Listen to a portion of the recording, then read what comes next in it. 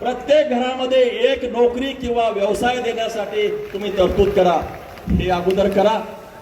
ज्या लोकसंख्येची वाढ झालेली आहे आणि यांनी सगळ्या सरकारी जागा कमी केलेल्या आहेत, लोकसंख्या वाढलेली आणि यांच्या जागा कमी, कंत्राटी पद्धती सुरू, असं हे जे काही आहे लोकशाहीच्या मुळावर उठणारे यांनी कार्यक्रम केले.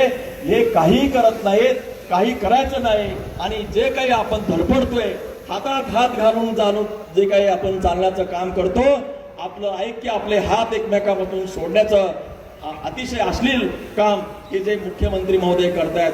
परंतु मी आपल्या माध्यमातून मुख्यमंत्री महोदयांना इशारा देतो, मुख्यमंत्री महोदय, आतापर्यंत तुम्हाला जे काही चाललंय आलबेल सगळं ठीक होतं, परंतु तुम्ही आंबेडकरी जनतेच्या नादाला लागू नका.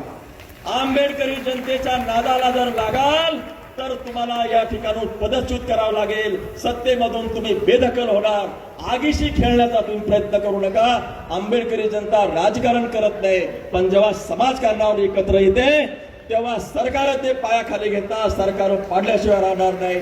तुम्ही आगीशी खेळू नका. आणि म्हणून जर तुम्ही निर्णय घेतला असेल, निर्णय करत असाल, तर तुम्हाला त्यापासून परावृत्त व्हावं लागेल.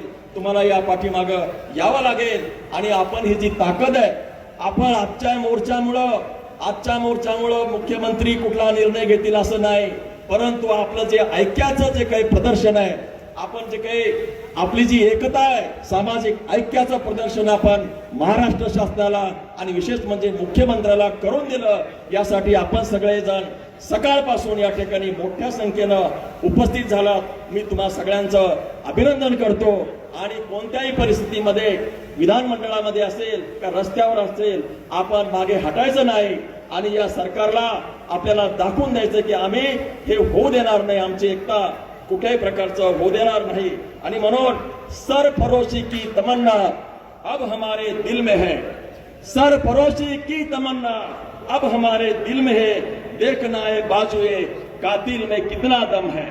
आपल्याला बघायचंय की तुम्ही जर करूनच दाखवा. तुम्ही जर कराल तर तुम्ही याच्यामध्ये भाजल्याशिवाय राहणार नाही. आपण मला बोलण्याची संधी दिली त्याबद्दल मी आभार मानतो.